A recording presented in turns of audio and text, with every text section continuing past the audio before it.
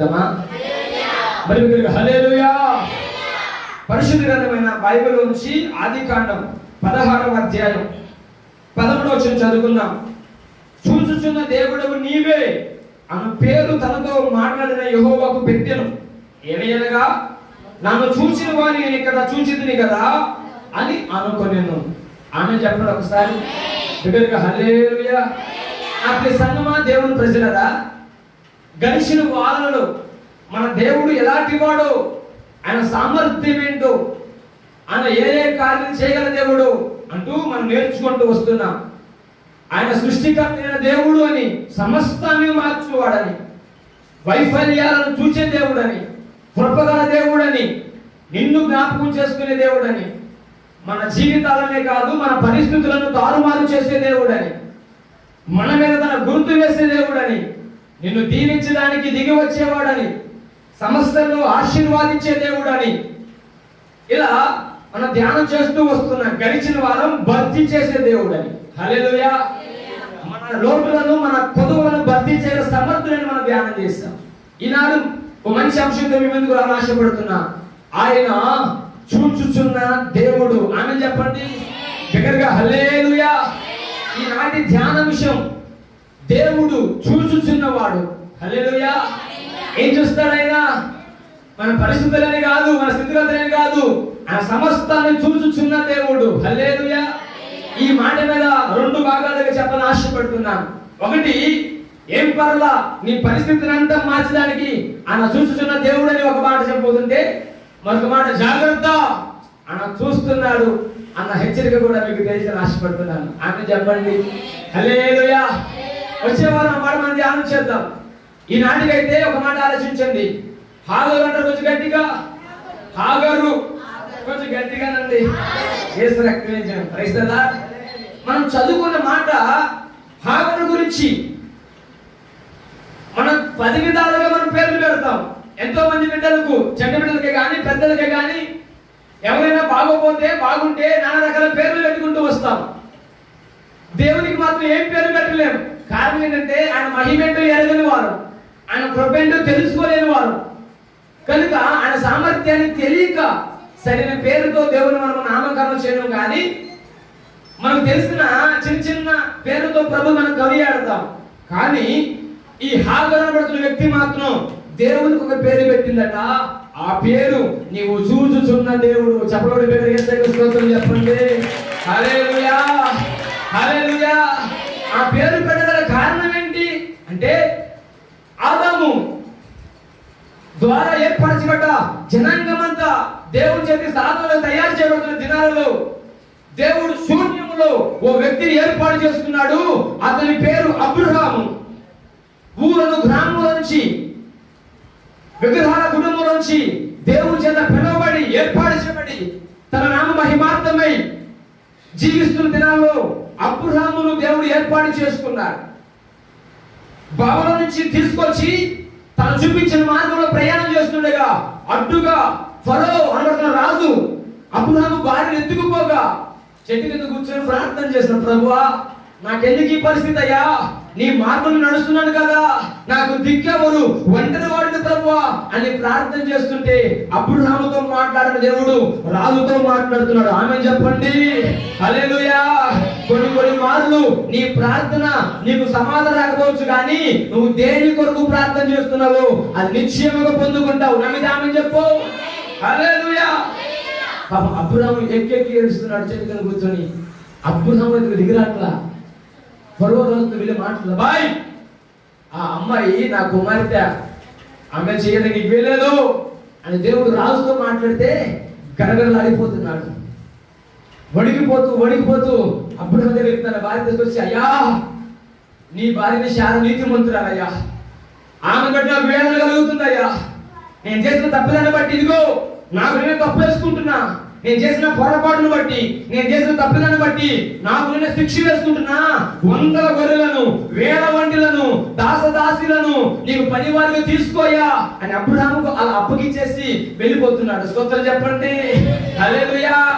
అప్పుడు దాకా అబ్రహాముకి ఎవరు లేదు. అబ్రహాము పనివారు కానీ, పశువులు కానీ, మందలు కానీ, ఆస్తి కానీ ఏమీ లేదు. ఒంటరిగా బయటకు వచ్చాడు. 100 మందికి ఆశీర్వాదకరంగా మారాడు. చప్పట్లు వేసే స్తోత్రం చెప్పండి. హల్లెలూయా, హల్లెలూయా. ఏ పరిస్థితులు అంటే శోధన వచ్చింది, సమస్య వచ్చింది, నిలబడి ప్రార్థన చేస్తుంటే నిలబడ చోట ప్రభు ఓ ఆశీర్వాదాన్ని కుమ్మరించాడు.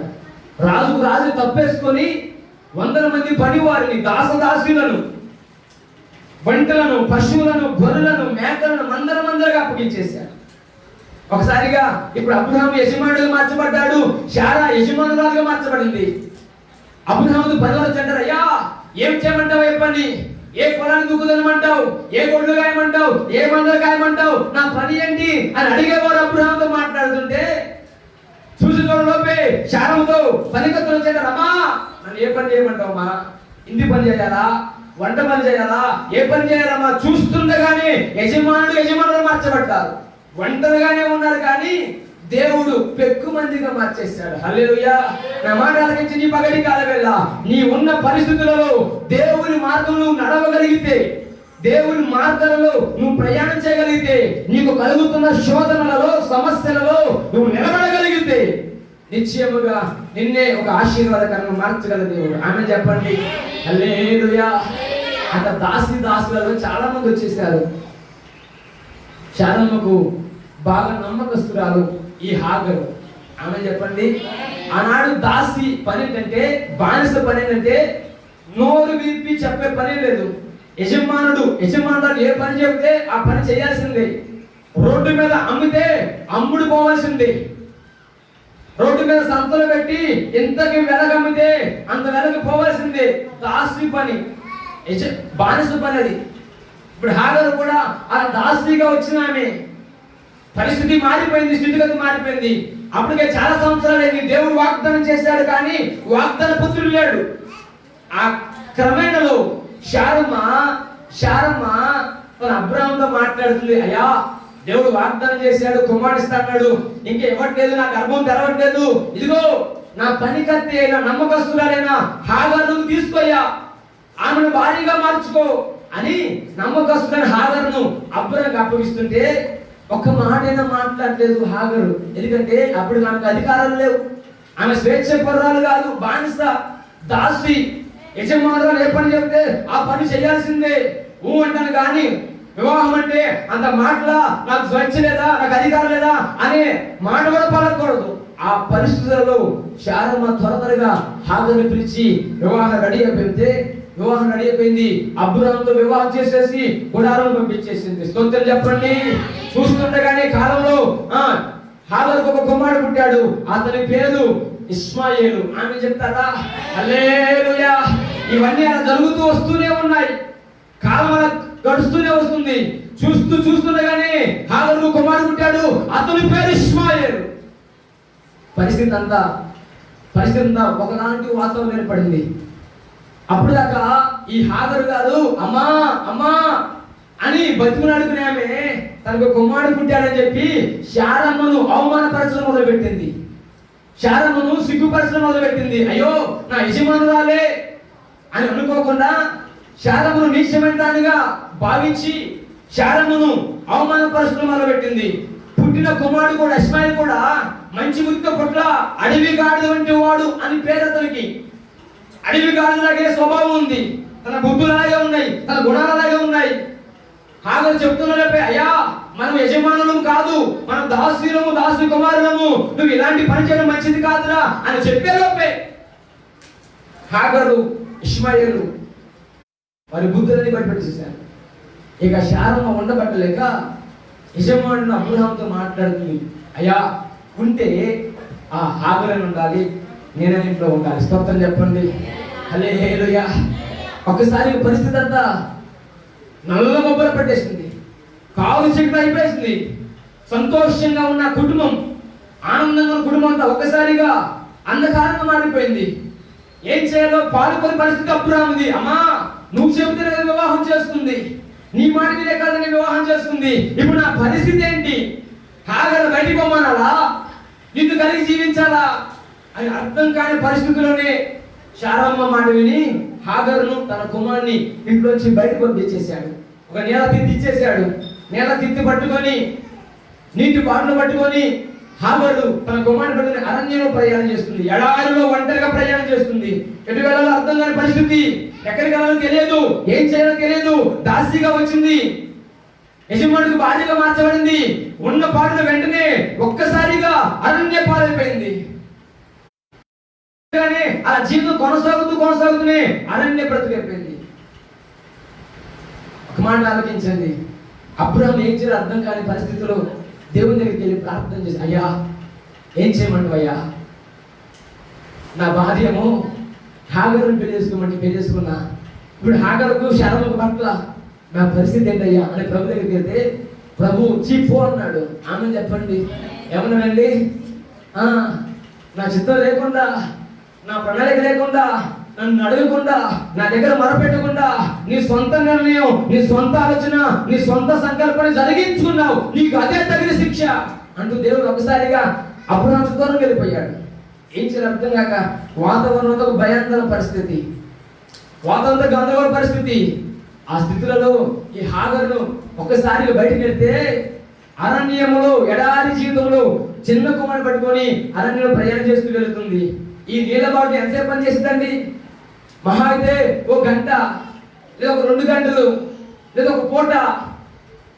ఎవరు లేనిది ఎటెలా తెలియక దిక్కున ఓ అరణ్యంలో చెట్టు కింద కూర్చొని బాధపడుతూ వేడుస్తున్న ఆమె ఆ చెనిపోలో నీళ్ళైపోయింది. బిడ్డకి ఆకలి అవుతుంది.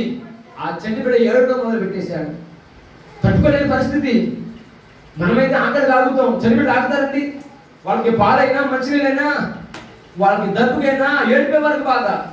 ఆ బిడ్డ అలా ఏడుస్తుంటే ఆ తల్లి ఏం చేయాలి అర్థం కాక, అరే తెచ్చి నీళ్ళు అయిపోయిందిరా, తినడానికి తిండి లేదు, ఉండడానికి గృహం లేదు, తాగడానికి నీళ్ళు లేవు, మన బుద్ధులేమో సరైన బుద్ధులుగా లేవు, మనకేమో యజమానురాల స్థితి వచ్చిన మన మాటను బట్టి, మన చూపును బట్టి, మన ప్రవర్తన బట్టి ఉన్న స్థానం కోల్పోయాం. ఇప్పుడు మన పరిస్థితి ఏంటి అని ఆ పిల్లవాడు అని పడేసి చెట్టు కింద దూరంగా వెళ్ళిపోయి ఏడుస్తుంది, దూరంగా పోయి ఏడుస్తుంది. అయ్యో నాకు ఎవరు లేరే, నేను ఇప్పుడు ఒంటరి వాడిని, ఇప్పుడు ఒంటరి దాన్ని, నా కొడుకు ఇప్పుడు ఎట్లా అని ఏడుస్తున్నా. ఆ తల్లి బాధ చూడలేని నా దేవుడట ఉన్న పాటన ఆకాశం మహాకాశం పడజన దేవుడు నేరుగా హాగరును ప్రత్యక్షంగా చూడండి. యేసుకి స్తోత్రం చెప్పండి. హల్లెలూయా, బిగ్గరగా హల్లెలూయా, హల్లెలూయా. ప్రభు అంటాడు, అమ్మా నువ్వు భయపడ మాకు, ఇదిగో పిల్లవాడికి నీళ్ళు ఉన్నావు కదా, తాను పడి ఉన్న చోట జలాల గల ఓట బయలుదేరింది. ఆమె చెప్పండి. హల్లెలూయా. నువ్వు దిగులు పడాల్సిన పని లేదు. నీకు ఏమో నీ కుమారుడు బాధపడుతున్నాడు కదా, జలాల గల ఓట నీ కుమారుడు దగ్గర ఉంది. తల్లికి ఏం మాట్లాడు అర్థం కాక, అయ్యా నీళ్ళు లేకపోతే బాధపడుతుంటే జల్లగల ఓట ఉందంటావేంటయ్యా, నువ్వు చూడు నీకు ఎవరు లేరు అనుకుంటున్నావు, నేను ఒంటరిదని అనుకుంటున్నావు, నేను నీకు తోడై ఉన్నా, నీ కుమారుడిని ఏర్పాటు చేసుకుంటా, అతని గర్భవాసన 12 మంది రాజులు బయటకు వస్తా. ఆమె చెప్పండి. ఎక్కడ హల్లెలూయా, హల్లెలూయా. నువ్వు అడిగాడుగా అనుకుంటున్నావమ్మా, మీ బుద్ధులు సరిలేవనుకుంటున్నావమ్మా, నీకేం పర్లా, నేనున్నా. నీ కుమారుని చోట నీతి ఓట బయలుదేరింది. నీ కుమారుడి గర్భవాసన 12 మంది రాజులు వస్తారు, అతను జనములు కూడా ఏర్పాటు చేసుకుంటా. ఎంత ధైర్యం అండి, ఎంత ఆదరణ. ఒంటరి బ్రతుకు, ఎడారి బ్రతుకు, ఎవరు తోడు లేరు, నానుకున్న వాళ్ళే వెళ్ళేశారు. ఆమె యజమానులను నెట్టేసింది. ఏం చేయాలి కోరుకోని పరిస్థితుల్లో అరణ్యముడు ఒంటరిగా చెట్టు కింద కూర్చొని ఏడుస్తుంటే నా దేవుడు ఎవరైనా ప్రవక్తను పంపించి మాట్లాడచ్చు, అవునా కదన్నా? ఎవరైనా దైజని పంపించి నీకేం బాధలేదమ్మా, దేవుడు ఉన్నాడు నీకు సహాయం చేస్తాను చెప్పొచ్చు.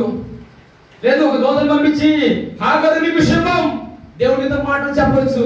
కానీ మహాకాశం పట్టజాలని దేవుడు తన మహిమల సారని విడిచిపెట్టి ఒంటరిగా ఉన్న అరణ్య పాలైన హాగరు దిగి వచ్చాడు. యేసుకి స్తోత్రం చెప్పండి. హల్లెలూయా. ఈ పగలికి ఒక శుభవార్త. నువ్వు ఒంటరి దానివైనా ఒంటరి వాడివైనా, నీ జీవితం అందరితో ఉన్న నువ్వు వెలివేసినట్టు నీకు అనిపిస్తున్నా, నీవు ఎడారి బ్రతుకుని బ్రతుకున్నా, ఒక్క మాట గుర్తుంచుకో, నీ ఉన్న స్థలము మహిమకరమైనదైతే, నువ్వు నడిచే మార్గాలు దేవుని మార్గాలు అయితే, నీతో మాట్లాడే దేవుడిని ప్రకటించేయ్యా. అప్పుడు ఆ తల్లి జలగడ ఉంటుందయ్యా ఆయన దగ్గరికి వెళ్ళి ఆ నీటి తన కుమారుడు తప్పించేసింది. అప్పుడు అంటారు కదా అయ్యా ఎంతో మంది దాటిసిపోయారయ్యా, అరణ్యంలో చూసి చూడట్టుగా వెళ్ళివారు ఉన్నారయ్యా, కానీ నన్ను చూసిన దేవుడు నీ ఒక్కడివేనయ్యా. చూడండి యేసయ్యకు స్తోత్రం చెప్పండి. హల్లెలూయా, హల్లెలూయా. నా యజమాని నెట్టేశాడు, నా యజమాని తృణీకరించింది, నా వారే గెంటేశారు. అనేక మంది కనులారా చూస్తూనే ఉన్నా, ఎవరో పట్టినట్టుగా ఉన్నారు, కానీ నేను ఎవరో తెలియకపోయినా, నా బ్రతుకేంటో తెలియకపోయినా, నా కొరకు దిగి వచ్చిన దేవుడు, నీవు చూస్తున్న దేవుడు. Praise the lord. ఆమేన్ చెప్పండి. హల్లెలూయా. అమంటుంది చూచుచున్న దేవుడు నీవే అను పేరుతో తనతో మాట్లాడి యెహోవాకు పెట్టాను. ఆమె చెప్పండి. అక్క ఏ రోజు యేసుకి పేరు పెట్టారు మీరు? యేసయ్యను ప్రార్థన చేస్తున్నారా? నా బాధల్లో నన్ను ఆదరించిన దేవుడు నీవేనయ్యా, నా బలహీనతలో బలపరిచిన దేవుడు నీవేనయ్యా, నాకు ఎవరు తోడు లేనప్పుడు అన్నగా, అక్కగా, తండ్రిగా నా వెనకుండి బలపరిచిన వాడు నీవేనయ్యా. ఈరోజు ప్రార్థన చేశాను. నీ ప్రార్థనలో ఏ రోజైనా దేవుడి సముఖంలో అయ్యా నా తండ్రి అయ్యా, నా తల్లి తండ్రి నన్ను ఎత్తివేశారు, కానీ ఎవరు లేకపోయినా నన్ను ఆదరించిన దేవుడు నీవేనయ్యా, అధమ స్థితి నుంచి ఈ స్థితికి నడిపించే దేవుడు నీవేనయ్యా అని ప్రార్థన చేసిన దాఖలున్నాయా? ఈ తల్లి ప్రార్థన చేస్తున్నాయ్యా, నన్ను చూసిన దేవుడు నీవేనయ్యా. ఆమేన్ చెప్పండి. హల్లెలూయా, హల్లెలూయా. ఆ నేరుగా దిగొచ్చాడు కదా, సహోదరి భయపడమాక, నీ కుమారుడు ఒక జనంగా చెప్తా. మీరు ఇంటికి ఎంత అధ్యాయం నేరుగా శ్రద్ధగా చదవండి. ప్రభు అంటాడు, 12 మంది రాజులను ఇష్మాయేలుతో నడిపిస్తాను.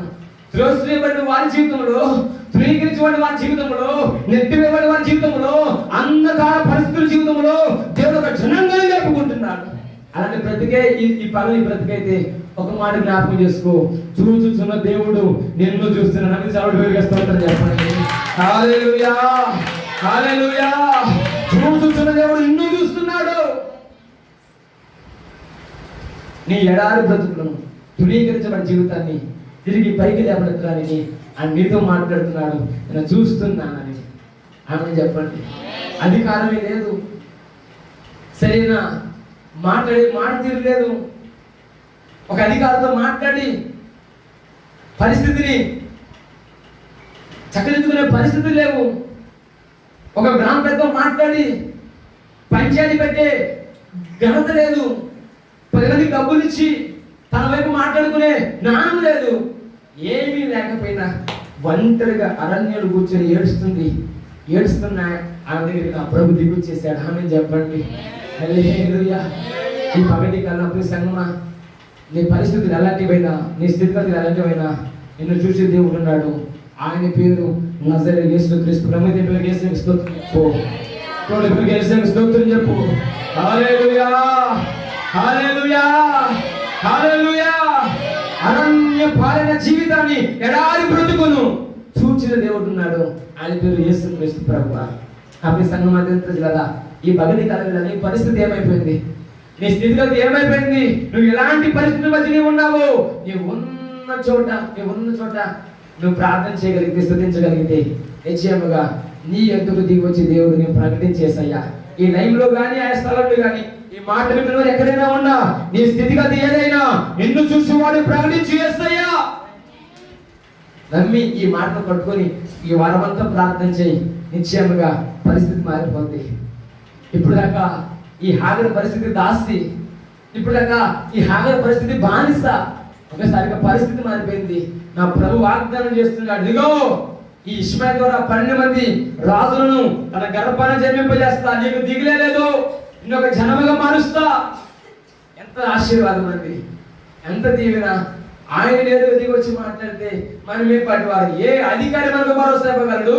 ఏ నాయకుడు మనకు భరోసా ఇవ్వగలడు? ఏ సీఎం, ఏ పిఎం మనకు ధైర్యాన్ని ఇవ్వగలడు? సర్వ సృష్టికర్త అఖిల చర బ్రహ్మాండమును, చరాచర జగత్తును తన మహత్తుగా మాట సృష్టించిన దేవుడు ఈ పక్కలో నిన్ను చూస్తున్నాడు. అందుకే ఆమె చెప్తావా? హల్లెలూయా, హల్లెలూయా. ఎందుకు చూసాడు తెలుసా? నీ బాధను చూశాడు, నీ దుఃఖాన్ని చూశాడు, నీ ఒంటరితనం చూశాడు. అందుకు నీతో మాట్లాడుతున్నాడు. నేను చూచుచున్న దేవుడును. ఆమె చెప్పండి. హల్లెలూయా.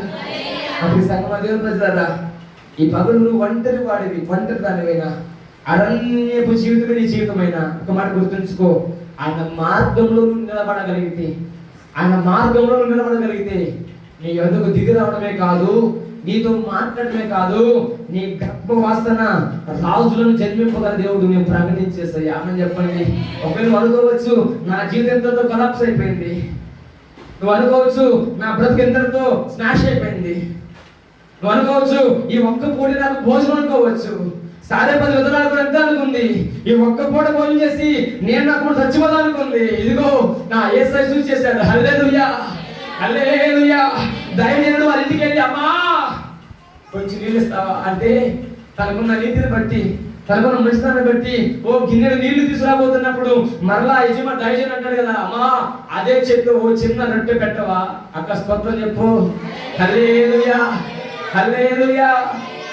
ఆమంటది తన బాధనంతా దిగమింగుని, అయ్యా నీళ్ళు త్యాగాలు కానీ రొట్టె పెట్టడం దగ్గర ఏమి కదయ్యా, కొంచెం గిన్నెడు పిండి ఉంది, కొంచెం ఉంది, ఈ పూట నా కుమారుడికి పెట్టి మిగిలితే నేను కొంచెం తిని ఈ పూట చచ్చిపోదాం అనుకుంటున్నావయ్యా, మా పరిస్థితి అదయ్యా. ఏంటి అక్కడ భయపడద్దు, నేను వచ్చినందుకు ఆమె చెప్పు. హల్లెలూయా. నిన్ను చూసిన దేవుడిని పంపించేశాడు. హల్లెలూయా, హల్లెలూయా. ఏం చేయాలి అర్థం కాక దేవుడు పంపించాడట, దైవజనుడు వచ్చాడు, ఆయన మనం మర్యాద చేయకపోతే మంచిది కాదు అని ఉన్న ఆ కొద్ది పిండితో ఆ కొద్దితో మొదటి అప్పు తీసుకెళ్ళి దైవజనుడికి పెడితే 3.5 సంవత్సరాలు తొట్టులో పిండి అయిపోలా, గుడ్డులో నూనె అయిపోలా. చూడండి హల్లెలూయా. ఈ పగటి కళ ప్రకటించే యేసయ్య నిన్ను చూస్తున్న దేవుడు, నిన్ను చూస్తున్న దేవుడు. ఆమె అనుకుంది ఒంటరి నాకు ఒక్కడే కొడుకు, ఇక చచ్చిపోదాం అనుకుంటే నా ప్రభు ఆయన గర్భాన ప్రవక్త లేపాడు. ఆమె చెప్పండి. ఆ ప్రవక్త పేరు యోనా. యోనా అన్న ఒకసారి కదా, యోనా ప్రవక్త శాస్త్రం విన్నాం కదా, ఆయనే ఆ సారేపతి విధవరాలి కుమారుడు. ఆ పూడిని చచ్చిపోదాం అనుకున్నారండి, ఆ పూడిని మరణిద్దాం అనుకున్నారు. నా యేసయ్య మరణానికి అప్పగించారు. హల్లెలూయా. మరణపు ముళ్ళని విడిచిన యేసయ్య జీవాన్ని కలిగించాడు. జీవాన్ని కలిగించడమే కాదు, ప్రవక్తను లేపాడు. ఈ పగల ఒక శుభవార్త. నువ్వు అబ్రాం గుడారంలో ప్రార్థన చేస్తున్న పెట్టవేనా? అబ్రాం గుడారంలో అబ్రాం మాట వింటున్న పెట్టవేనా? అబ్రాం గుడారంలో అబ్రాం మాట లోబడుతున్న పెట్టవేనా? ఒకవేళ ఎడారి బ్రతికనేది, కనీటి బ్రతికనేది, ఒంటరి బ్రతికనేది అయినా ఏం పర్లా, నిన్ను చూసే దేవుడు ఈ పగలిస్తాను మందున్నాడు. Praise the Lord. హల్లెలూయా. అమ్మాయి మీకు పరిచయం జ్ఞాపకం చేసుకోనండి. నిర్గమకాండ 2వ అధ్యాయం, నిర్గమకాండ 2వ అధ్యాయం 23, 24 చదువుకుందాం త్వరగా.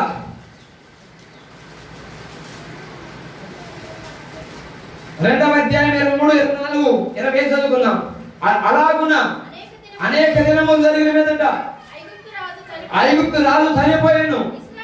ఇశ్రాయేలు తాము చేయుచున్న వెట్టి పనులను బట్టి నిట్టూర్పులు విడుచుచు మొరపెట్టుచుండగా తమ వెట్టి పనులను బట్టి వారు పెట్టిన మొర దేవుని ఎదుగు చేరును కాగా దేవుడు వారి మూలుగును విని అబ్రహాము, ఇస్సాకు, యాకోబులతో తాను చేసిన నిబంధన జ్ఞాపకం చేసుకొనెను. దేవుడు ఇశ్రాయేలీయులను చూచిన పేరు యేసుకు స్తోత్రం చెప్పండి. హల్లెలూయా, హల్లెలూయా. అనేక దినములు నిట్టూర్పు విడుస్తున్నారట. దాదాపు 400 సంవత్సరాలు బానిసలుగా పనిచేశారు. మూలుగుతున్నారు, కన్నీరు కారుస్తున్నారు. వాళ్ళ దుఃఖం పట్టడానికి దుఃఖం అయిపోయింది. వెట్టి పని చేస్తున్నారు. ఎంత వెట్టి పని అంటే యోసేపు రాజు వచ్చేసారట. వాళ్ళ దుఃఖం మరింత భారమైపోయింది. గడ్డితో ఇటుకలు తయారు చేసే పరిస్థితుల్లో ఇప్పుడు అవాండమైన కఠిన శిక్ష, పచ్చి గడ్డి తీసుకొచ్చి ఎన్నో ఇటుకలు వారికి అందించాలి. ఏ సమయానికి ఏ కౌంట్ వారు ఇచ్చారో ఆ కౌంట్ వారికి అందించేశారు. అది ఎండు గడ్డతో అంటే ఎట్లా గడ్డ కాల్చి అందించగలరు, కానీ పచ్చిగడ్డతో ఏం అందించగలరు? వాళ్ళ దుష్టత్వానికి అంతు లేదు. అయ్యా పచ్చిగడ్డి సరి కాలదయ్యా, కొంచెం మాకు అవకాశం ఏంటంటే లేదు బానిస మాట మాటలకు వీల్లేదు, 400 సంవత్సరాలుగా వారి బానిస పరిస్థితి ఎలాంటిదంటే అధికారి కొడుతున్నా, అధికారి తిరుగుతున్నా, అనేక రకాల చిత్రహింసలకు గురి చేస్తున్నా, ఏమి చేయాలి అర్థం కాక ఉన్న చోట కూర్చొని దేవుడికి మొరపెడుతూ మూలుగుతున్నారు, నిట్టూర్పు విడుస్తున్నారు. హల్లెలూయా. వారు నిట్టూర్పు విడుచుచు మొరపెడుచుండగా తమ వెట్టి పనులు బట్టి వారు పెట్టిన మొరను దేవుడు వినును, దేవుడు ఇశ్రాయేలును చూచెను. హల్లెలూయా. 1 సంవత్సరం కాదు, 2 సంవత్సరాలు కాదు, 3 సంవత్సరాలు కాదు, దాదాపు 400 సంవత్సరాలు ఆ బానిస పరిస్థితి. పాపం చేస్తున్నారు, దేవుడికి అవిధంగా బ్రతుకుతున్నారు, మరలా మందిరం వచ్చి ప్రార్థన చేస్తున్నారు. ఆ పరిస్థితిని గమనించిన దేవుడు వారితో మాట్లాడడం మర్చిపోయాడు, వారిని దృష్టించడం మర్చిపోయాడు, వారి జోలిగడం మర్చిపోయాడు. అధికారి ఎంత హింస పెట్టినా, అధికారి ఎంత శోధించినా, అధికారులు రాజులు ఎంతలా చిత్రహింసలు గురి చేస్తున్నా దేవుడు మాత్రం ఇది కరుణించట్లా. ఏంటంటే ఈ వారం మంచుకుంటే మరొక వారం తిట్టుకుంటారు, మరొక వారం ఆయాసకర పనులు చేస్తున్నారు, మరొక వారం మత్తు పదార్థాలకు గురి కాబడుతున్నారు, మరొక వారం వ్యభిచారం గురి కాబడుతున్నారు, మరొక వారం కామాతలకు గురి కాబడుతున్నారు. విశ్రాంతి దినము పాటిస్తూనే ఉన్నారు, విశ్రాంతి దినము చాటిస్తూనే ఉన్నారు, ప్రార్థన చేస్తూనే ఉన్నారు. ఒకవైపు వ్యభిచారం, మరొకవైపు కామాతులత, మరొకవైపు మత్తు పదార్థాలకు గురి కాబడుతున్నారు. దేవుడు ఆ పరిస్థితి చూసి ఉండబట్టలేక వారి చోటుగా మర్చిపోయాడు. ఒకరోజు కాదండి, 2 రోజులు కాదు, ఒక్కసారి మీరు ఆలోచించండి. 1 సంవత్సరం మన పరిస్థితి వ్యక్తి పరిస్థితి ఏమైంది? ఒక మాట చెప్పంటారా? 1 నెల సరిగా నీకు జీతం రాకపోతే నీ పరిస్థితి కిందకి అయిపోద్ది. అవును కదన్నా? 1 నెల సరిగా నీకు జీతం అందకపోతే నీ పరిస్థితి దారుణమైపోద్ది. ఉదాహరణకి కరోనా పరిస్థితి. ఆమె చెప్పండి, 3 నెలలు గడిచిందో లేదో, మన పరిస్థితి ఎలా ఉంది? ఇంట్లో బ్యాంక్ బ్యాలెన్స్ లేదు, ఉన్న బ్యాంక్ బ్యాలెన్స్ అంతా అయిపోయింది, తినేసాము, తినడానికి తిప్పలేదు. ఇప్పుడు లాక్డౌన్ ఎత్తైతే బాగుంటురా అని గవర్నమెంట్ వేడుకున్నాం. ఒక్కసారిగా పరిస్థితి అంతా మారిపోయింది. అరే, ఈ ఉన్న డబ్బులు అయిపోతే నేను ఇంత బాధపడుతున్నావే, ఒక 3 నెలలకే 6 నెలలకి ఇంత బాధపడుతున్నావే. 400 సంవత్సరాలు తినడానికి తిండి లేదు, కట్టుబడి కట్టలేదు, చేసిన పని భయంకరమైన చాకరీ వ్యక్తి పని. ఆ వ్యక్తి పనిలో కూడా ప్రభువు మొరపెట్ట మొదలు పెట్టారు. నా ప్రియ సంగమా, 400 సంవత్సరాలు దేవుడు ఒక్కరోజు చూడలేదా?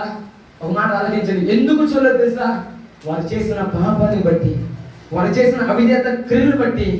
ఆదివారం ప్రార్థన చేస్తూనే ఉన్నారు, మిగిలిన వారమంతా వారికి ఇష్టానుసారంగా బ్రతికారు. ఆదివారం ఏమో పరిశుద్ధత, సోమవారం మొదలు శనివారం వరకు పాపం. ఎలాగైతే ప్రభు చూస్తాడా? ఇదో ఒకవేళ ఈ స్థలంలో అటువంటి వారి కనుక ఎవరైనా ఉంటే ఒక మాట గుర్తుంచుకో, 400 కాదు కదా, 800 సంవత్సరాలు ఆ పనులు చూడడం. నువ్వు పాపాన్ని విడిచిపెట్టి ప్రక్కన పెట్టి దేవుని సముఖం నువ్వు రాగలిగితే నిశ్చయముగా నిన్ను చూసి వాటిని ప్రకటించేస్తాయి. హల్లెలూయా, హల్లెలూయా, హల్లెలూయా. 400 సంవత్సరాల తర్వాత వారి నిట్టూర్పు, వారి వేదన, వారి శోధన, వారి కన్నీరు ఆకాశాన్ని అంటిందట. ప్రభు చెప్తున్నాడు, దేవుడు ఇశ్రాయేలును చూశాను. ఎప్పుడు? 400 సంవత్సరాల తర్వాత. ఎంతమంది మరణించారు? 4 తరాలు గడిచిపోయింది, 4 తరాలు గడిచిపోయింది. ఇంకొక మాట బాగా రాబడింది. 3వ అధ్యాయము 7వ వచనం చదువు ఒకసారి. అక్కడ 3వ అధ్యాయము 7వ వచనం. మరియు యెహోవా ఇట్లనెను, నేను ఐగుప్తులో ఉన్న నా ప్రజల బాధను నిశ్చయముగా చూచితిని. పనులలో తమ్మును కష్టపెట్టిన వారిని బట్టి వారు పెట్టిన మొరను వింటిని. వారి దుఃఖములు నాకు తెలిసే ఉన్నవి. కాబట్టి ఐగుప్తుల చేతుల నుండి వారిని విడిపించుటకును ఆ దేశముల నుండి విశాలమైన మంచి దేశమునకు, అనగా కనానీయులకు, హిత్తీయులకు, అమోరీయులకు, పెరిజ్జీయులకు, హెవీయులకు, యెబూసీయులకు నివాస స్థానమై పాలు తేనెలు ప్రవహించు దేశమునకు వారు నడిపించుటకు దిగి వచ్చి నన్ను చమట మీద యేసుకు స్తోత్రం చెప్పండి. హల్లెలూయా, హల్లెలూయా. ఈ పౌలిక శుభవార్త.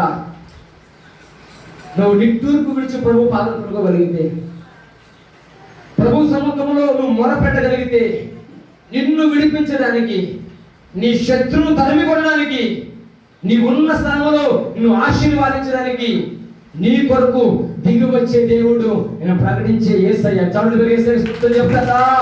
హల్లెలూయా, హల్లెలూయా. నా ప్రజల బాధ నిశ్చయమని సూచితిని. పనులలో తమ్మును కష్టపెట్టిన వారిని బట్టి వారి మరణం వింటిని, వారి దుఃఖము నాకు తెలిసేవని. సహోదరి, సహోదరుడా, నీ దుఃఖాన్ని చూస్తున్న దేవుడు ఒక ఆయన ఉన్నాడు. నీ బాధను చూస్తున్న దేవుడు ఒక ఆయన ఉన్నాడు. నీ విడిపించే దేవుడు ఒక ఆయన ఉన్నాడు. ఆయన పేరు క్రీస్తు ప్రభువు. నమ్మితే ఆమె చెప్పగలవా? హల్లెలూయా, హల్లెలూయా. ఆయన చూసి విడిపించడమే కాదు, నీ కొరకు దిగిరాగని దేవుడు. ఆమె చెప్పండి. నీ ఉన్న చోట ప్రత్యక్షం కాని దేవుడు. ఆమె చెప్పండి. నీతో కలిసి ప్రయాణించగల దేవుడు. ఆమె చెప్పండి. నీ కుటుంబంలో ఆయన వసించే దేవుడు, నిన్ను ఆవరించే దేవుడు. హల్లెలూయా. ఏ హాని కలగకుండా నువ్వు ఆవరించగల సమర్థుడు. నమ్మితే ఆమె చెప్తారా?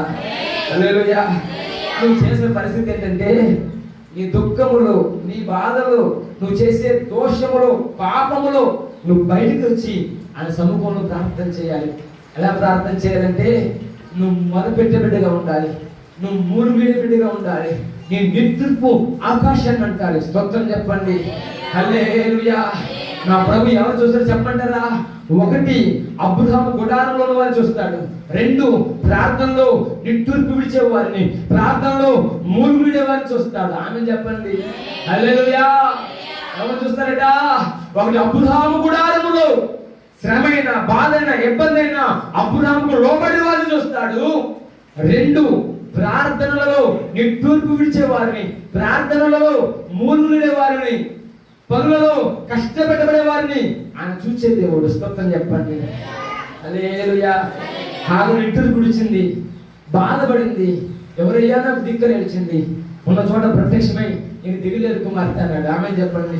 ఈ స్థలంలో ఈ పగటిలా అలాంటి వారు ఎవరున్నా ఒక మాటకి ఒక శుభవార్త, ఆయన నిన్ను చూస్తున్న దేవుడు, ఆయన నిన్ను చూస్తున్న దేవుడు. స్తోత్రం చెప్తారా?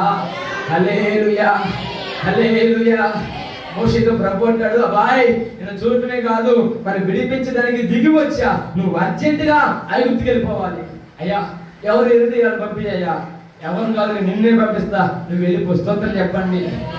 పొదక భగభగమంటుంది కానీ ఆ పొద కాలిపోట్ల.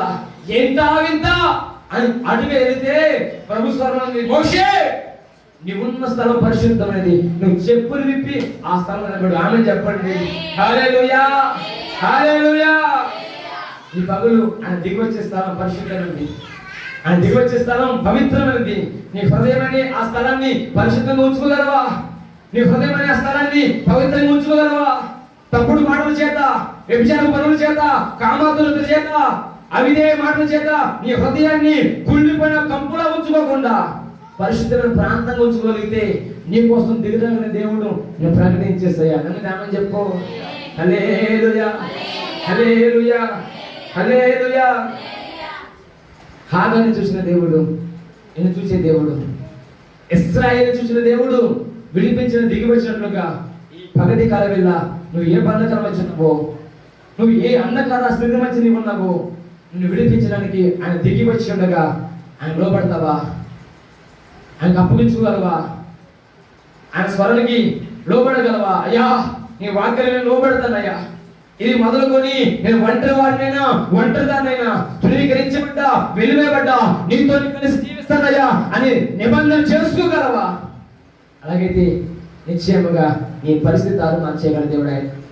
హాగరును ఆశీర్వాదించినట్లుగా నువ్వు ఆశీర్వాదించిన సమర్థులని దేవుని దాసుడిగా మనం చేస్తున్నా. నా ప్రియ సంఘం, ఇంకా నా ప్రభుత్వం చూడలేదే, నా కుటుంబ పరిస్థితి మార్చట్లేదే, ఎందుకు నా కుటుంబం ఇంకా త్రాగుబోతున్నారు, ఎందుకు నా కుటుంబంలో దురలవాట్లు కలిగిన వారు ఉన్నారు, ఇంకా ఎందుకు నా కుటుంబంలో దుర వ్యసనాలు కలిగిన వారు ఉన్నారు అనుకుంటున్న వారు ఎవరి స్థలం ఉంటే ఒక శుభవార్త. నీ పాపాన్ని విడిచి దేవునికి దగ్గరగా నీ హృదయాన్ని పరిశుద్ధపరచుకో. నిశ్చయముగా నీ యొద్దకు దిగిరాగల దేవుడు, నిన్ను చూసే దేవుడు నేను ప్రకటించేస్తాయి. అనేది ఆమె చెప్తారా? హల్లెలూయా. చేతులు బిగ్గరగా హల్లెలూయా, చేతులు బిగ్గరగా హల్లెలూయా, హల్లెలూయా. మాట చెప్పిన మాట గుర్తిస్తా. రాజుల రెండవ గ్రంథం 20వ అధ్యాయం 5వ వచనం. 20వ అధ్యాయం 5వ వచనం. రాజుల 2వ గ్రంథం 20వ అధ్యాయం 5వ వచనం. 20వ అధ్యాయం 5వ వచనం. రాజుల 2వ గ్రంథం. నీవు తిరిగి నా ప్రజలకు అధిపతి అయిన హిజ్కియాకు పోయి అతనితో ఇట్లనము, నీ పితరుడైన దావీదునకు దేవుడు యెహోవా నీకు సెలవిచ్చినదేమనగా, నీవు కన్నీళ్లు విడుచుట చూచితిని, నీ ప్రార్థన అంగీకరించున్నాను, నేను నిన్ను బాగు చేసేదను, 3వ దినమున నీవు యెహోవా మందిరమునకు ఎక్కిపోదువు. హల్లెలూయా, బిడ్డలారా హల్లెలూయా. నీవు కన్నీళ్లు విడుచుట చూచితిని. ఆమె చెప్పండి. హిజ్కియా అన్న కొంచెం గట్టిగా చెప్పరాదన్నా. ఏమైందండి నీ నోటికి? హిజ్కియా చెప్పండి. దేవుడు మమ్మల్ని దీవించును గాక, నీ నోటిని స్వస్థపరచును గాక. హిజ్కియా మహారాజైన హిజ్కియా మరణ పడకల మీద ఉన్నాడు. మరణ పడక మీద వీపున రాజపుండు పుట్టిందట. వీపున రాజపుండు మరణకు అది చెరువులో ఉన్నాడు. ప్రవక్త అయిన యెషయాను దేవుడు పంపించి, అబ్బాయ్ నీ కాలం సమీపించింది, నువ్వు ఇంకేమైనా సర్దుకో, రాజ్యాన్ని అప్పగించాలంటే అప్పగించుకో, నీవు ఇంక పని అయిపోయింది, నువ్వు త్వరగా నువ్వు సర్దుకోవాలా అని యెషయా వచ్చి ఆ రాజుతో చెప్పడం మొదలుపెట్టాడు. అయ్యా దేవుడు పంపించాడు, అయ్యా నీ కాలం అయిపోయిందట, నీ సమయం అయిపోయిందట, ఇక నువ్వు త్వరగా ఆయన వెళ్ళిపోవడమే, నిన్ను సర్దుకోమని చెప్పాడు, ఒకసారి నీ పరిస్థితిని వెనక్కి చూసుకోమని చెప్పాడు అని చెప్పేసి గబగబా మాట చెప్పేసి వెళ్ళిపోతున్నాడు. ఎవరు? ప్రవక్త యెషయా. ఎవరి దగ్గరికి? మహారాజు హిజ్కియా దగ్గరికి వచ్చి, ఎవడైనా రాజు ముందుకు వచ్చి నీకు శుభమవునుగా అని చెప్పాలా, ఎవడైనా రాజు ముందుకు వచ్చి నీకు క్షేమని చెప్పాలా, లేకపోతే తల తీసివేయబడుతుంది. అలాంటి పరిస్థితుల్లో ప్రవక్త అయిన యెషయా వచ్చి, ఇదిగో నీ పని అయిపోయిందట, నా దేవుడు చెబుతున్నాడు అని చెప్పేసి వెళ్ళిపోతున్నాడు. హిజ్కియా మనసు మంచిది, దేవుడు ఎందుకు భయభక్తి కలిగినవాడు కనుక యెషయాను ఏ మాట మాట్లాడకుండా ఉన్న పాడున ఒకసారిగా మోకాలేసి తల గోడ తిప్పుకొని కన్నీళ్లు కాచడం మొదలుపెట్టాడు. అయ్యా నన్ను జ్ఞాపకం చేసుకో, నా పరిచయం జ్ఞాపకం చేసుకో, ఎంతమందిని నేను దీవించాలని జ్ఞాపకం చేసుకో, ఎన్ని దుర్గాలు పడగొట్టాలని జ్ఞాపకం చేసుకో, ఎంతమందికి సహాయం చేసి జ్ఞాపకం చేసుకోయా అని ఏడుస్తున్నాడు మహారాజు. ఒక మాట ఆలోచించండి, రాజుకు కన్నీరు అవసరమా అన్న? రాజుకు కన్నీరు అవసరమా? బ్రతికినంత కాలం మహారాజు ఒకటి బొమ్మంటే రమ్మంటే వస్తాడు, 100 మంది, 1000 మంది, లక్షల మంది సైన్యం, కోట్ల మంది ప్రజలు మహారాజు కింద. అతను కోరుకున్న దగ్గరికి వచ్చేస్తుందండి. అలాంటి పరిస్థితుల్లో ఏది వాసిన పరిస్థితి లేదు, కన్నీరు కాల్సిన పరిస్థితి లేదు. కానీ ప్రవక్త ఎప్పుడైతే వచ్చి ఒక మాట చెప్పాడు, వెంటనే నొచ్చుకోలేదండి, మనలాగా బాధపడలా. ఏది అయ్యగారు వచ్చి మన గడితే ఏనేముందా వీళ్ళ లేదు అనుకున్నది. అప్పుడు నీ ప్రవర్తన మంచిగా లేదు, నువ్వు సరి చేసుకోవాలా అంటే వచ్చే వారం ప్రార్థన కట్టు అని చెప్పండి. హల్లెలూయా, హల్లెలూయా. అవసరం వంక చెప్పొచ్చు, ఈ వారం పాటిపోతే వచ్చే వారం మరి ప్రార్థన లేదు. ఏంటి అయ్యగారికేనంట? ఇప్పుడు ఆయన రాజండి, రాజు తలుచుకుంటే కొరడా దెబ్బలు కొద్దువా యశ్వర్ గారు? నువ్వు చెప్పయ్యా, తలుచుకుంటే కొద్దు ఏమన్నా ఉంటుందండి? తిమ్మిని గమ్మని చేస్తారు, గమ్మని తిమ్మని చేస్తారు. అలా అంటే కన్నీరు కాసిన పరిస్థితి లేదు.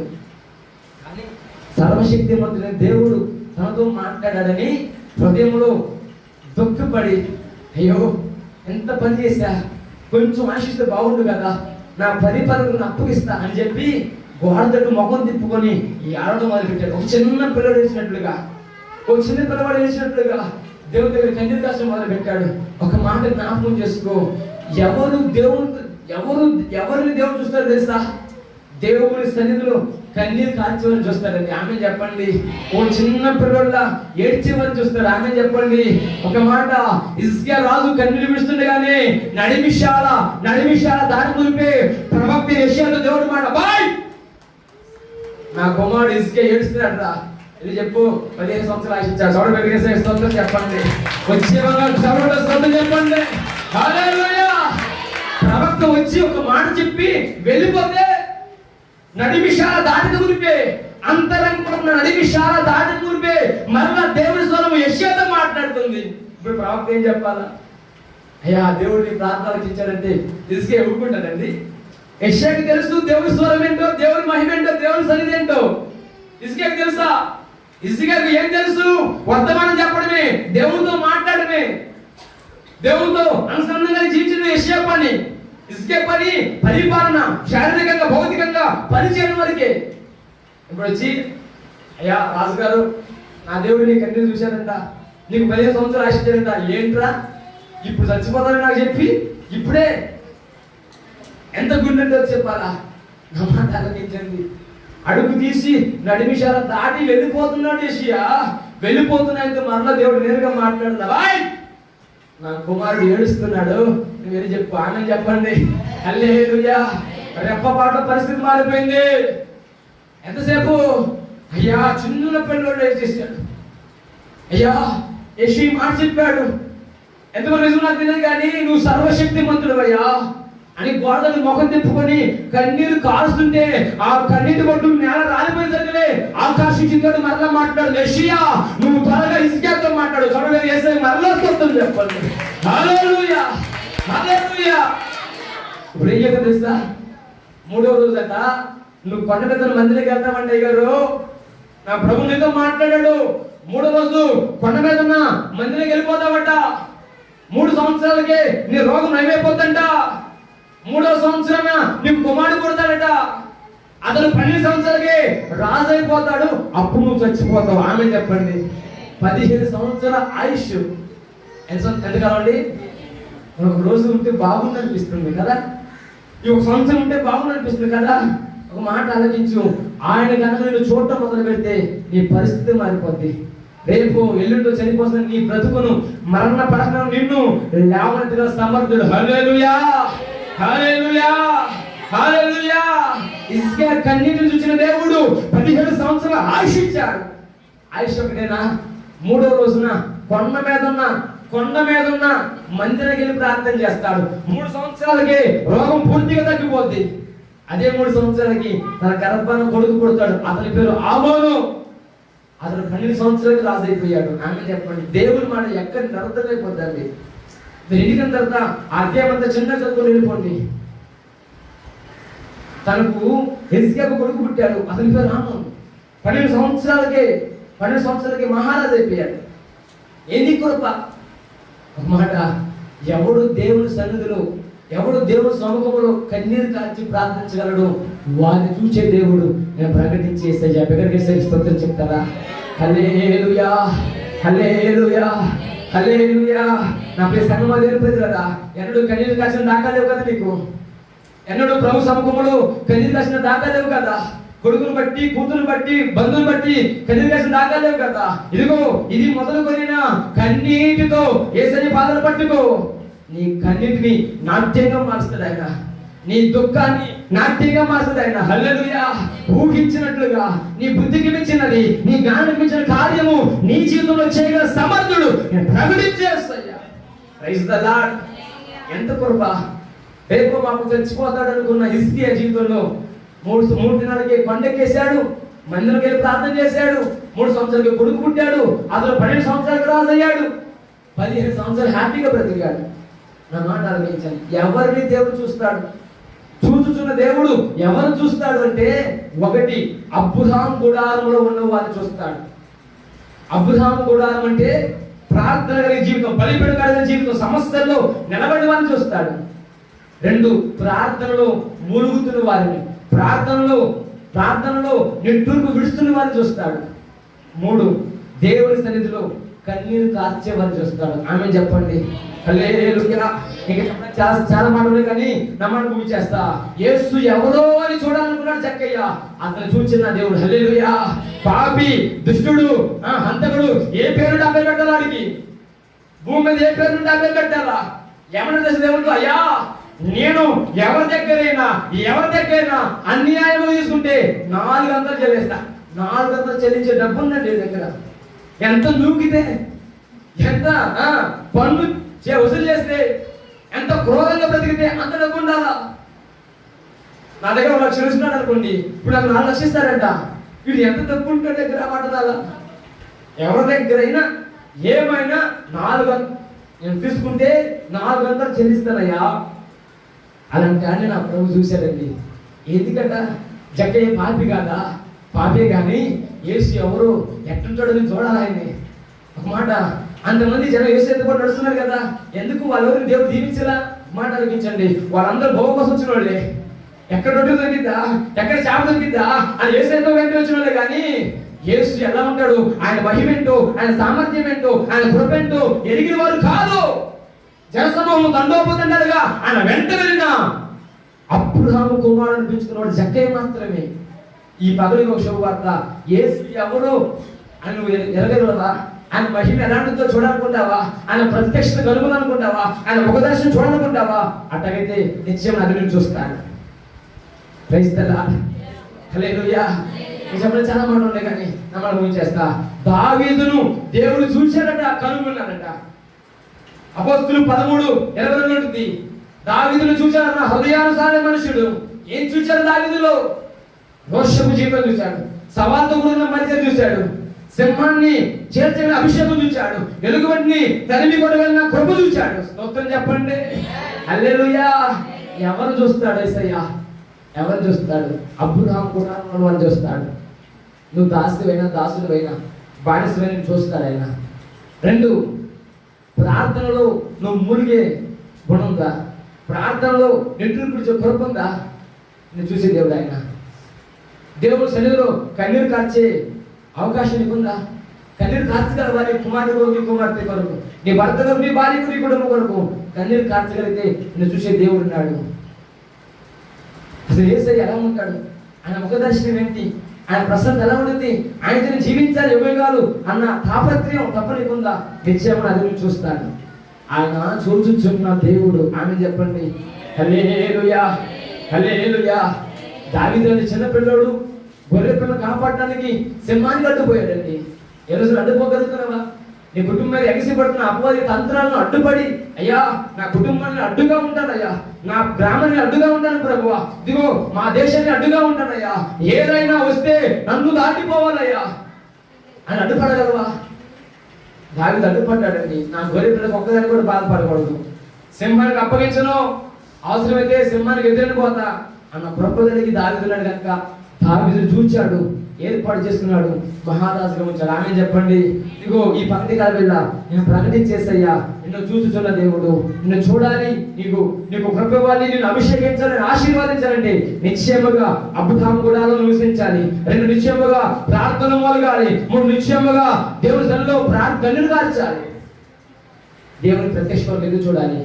అయితే నువ్వు జీవించగలవా? నీ పరిస్థితి ఏదైనా, స్థితిగతి ఏదైనా, నిన్ను చూసి నువ్వు ఆశీర్వాదించి నీ కొరకు దిగి రాబోతున్న దేవుని సముఖంలో మనం ప్రార్థన చేద్దాం. నిత్యము నా దేవుడు నిన్ను నీ కుటుంబాన్ని దర్శించి నమ్మకం కృపల చేత ఆశీర్వాదించును గాక. తలవంచుకుని ప్రార్థన చేద్దాం. దేవుడి మాట దీవించి ఆశీర్వాదించును గాక. తలవంచుకున్న ప్రార్థన చేద్దాం. ఒక మాట విన్న చోట సంగమా దేవుని ప్రజలారా, ఇంతవరకు నీ విన్న మాటను బట్టి, దేవుడు నీకు అనుభవించిన వర్తమానాన్ని బట్టి చూచుచున్న దేవుడు ఈ పగలు నిన్ను చూస్తున్నాడు.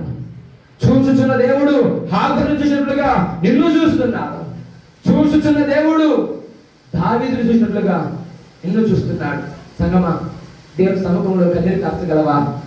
హృదయం అనే స్థలాన్ని పరిశుద్ధంగా మార్చుకోగలవా? దేవుని సముఖంలో కన్నీరు కార్చి ప్రార్థించగలవా?